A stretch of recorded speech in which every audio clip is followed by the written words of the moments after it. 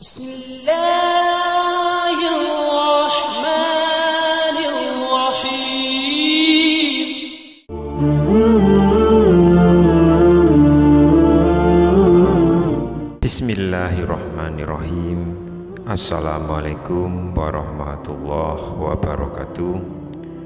Syukur alhamdulillah kita masih diberikan kesempatan dan dipertemukan kembali di channel ini. Semoga perjumpaan kita ini akan dicatat sebagai amal ibadah dan diberkahi oleh Allah Subhanahu wa Ta'ala. Sholawat serta salam tak lupa selalu dan tetap tercurahkan kepada junjungan kita Nabi besar Muhammad Sallallahu Alaihi Wasallam, juga kepada keluarga, sahabat, dan para pengikut beliau hingga hari kiamat. Allahumma sholli ala Sayyidina Muhammad wa ala ali Sayyidina Muhammad. Harapan dan doa saya untuk sahabat-sahabat semua, semoga Allah selalu memberikan kesehatan lahir maupun batin, dilapangkan rezekinya, dimudahkan dalam segala urusan, dipanjangkan umurnya, dan dijaga setiap waktunya selalu dalam kebaikan, baik di dunia maupun di akhirat. Amin ya rabbal alamin. Sahabat Obropedia yang dirahmati Allah, selama hidup setiap manusia tentunya ingin mengumpulkan amal kebaikan sebagai bekal di akhirat kelak, dan berbagai amalan yang ada di dunia itu akan terputus ketika seseorang itu sudah meninggal dunia. Meski begitu, ada amalan yang pahalanya akan terus mengalir meski kita telah tiada. Sebagaimana sabda Rasulullah Shallallahu Alaihi Wasallam dalam sebuah hadis yang diriwayatkan dari Abu Hurairah, ketika seseorang telah meninggal dunia, maka terputuslah amalnya kecuali 3 perkara, yaitu sedekah jariah, ilmu yang bermanfaat, dan anak soleh yang berdoa untuknya. Hadis itu memberi peringatan sekaligus dorongan kepada kita yang masih hidup agar dapat memanfaatkan waktu hidup ini dengan sebaik mungkin untuk beribadah kepada Allah Subhanahu wa Ta'ala, juga mempersiapkan amalan yang pahalanya akan terus mengalir meskipun kita sudah tiada. Berikut ini akan kami coba paparkan tentang 3 amalan yang pahalanya tidak terputus walaupun kita sudah meninggal dunia. Yang pertama, sedekah jariah.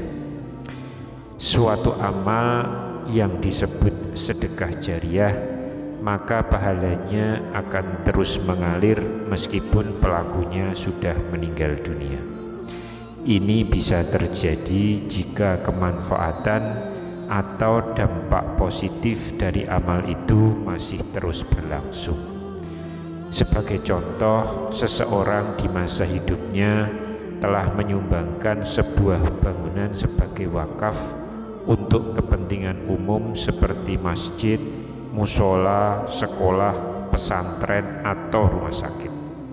Selama bangunan itu masih digunakan untuk kegiatan yang manfaatnya jelas, maka selama itu pula pahala akan terus mengalir kepada penyumbangnya meski ia sendiri telah meninggal dunia. Pertanyaannya, apakah sedekah jariah hanya dapat dilakukan oleh orang kaya saja? Tentu saja tidak. Semua orang memiliki kesempatan yang sama untuk beramal jariah. Jika orang kaya bisa beramal jariah dengan hartanya, maka orang miskin bisa beramal jariah dengan tenaga atau fisiknya, atau bisa juga dengan harta meski tidak sebesar orang kaya. Seorang buruh bangunan yang sedang membangun sebuah masjid misalnya, dia tidak mendapat upah yang layak karena suatu alasan, tetapi dia ikhlas dan bahkan meniatkan kekurangan dari upahnya sebagai sumbangan jariahnya, maka kekurangan itu akan dicatat sebagai amal jariah. Sebuah amal tidak semata-mata dilihat dari berapa besar nilai nominalnya, yang tak kalah penting adalah bobot keikhlasan dalam beramal.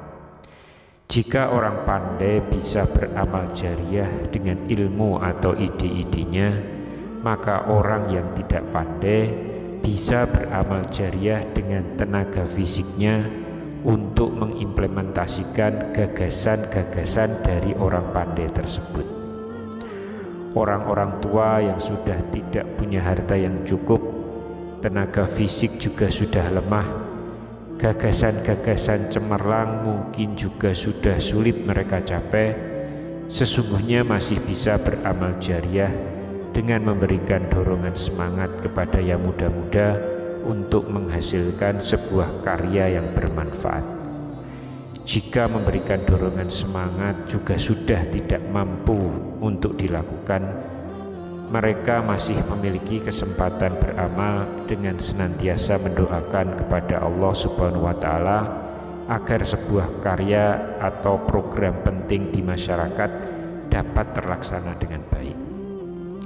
Yang kedua adalah ilmu yang bermanfaat.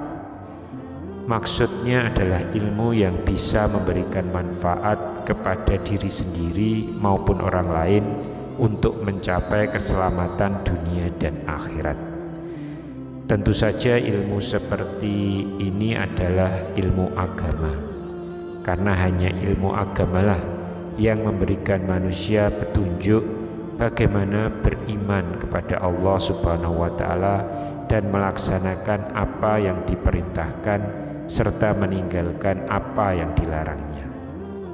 Namun demikian tidak berarti bahwa seseorang secara otomatis telah memiliki ilmu yang bermanfaat ketika ia telah mendapatkan ilmu agama yang luas. Justru letak kemanfaatan ilmu ada pada pengamalannya. Seseorang yang memiliki ilmu agama tapi tidak diamalkan, maka akan menjadi bumerang bagi orang itu.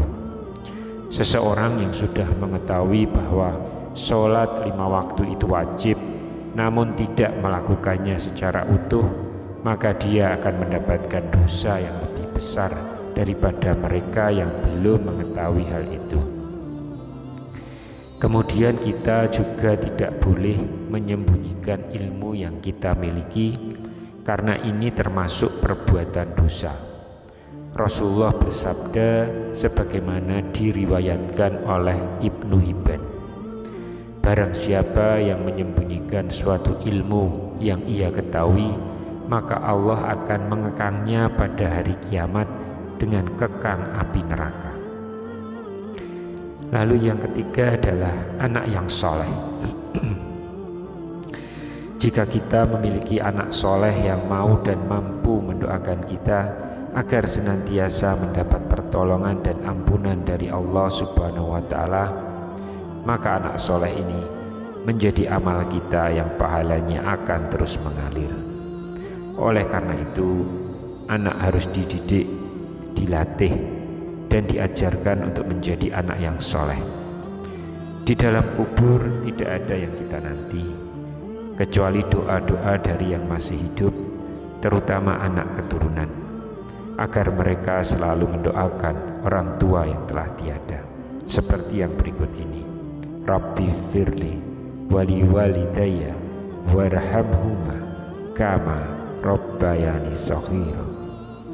Ya Allah, ya Tuhanku, ampunilah aku dan kedua orang tuaku, dan kasihanilah keduanya sebagaimana mereka mengasuh kami di waktu kecil.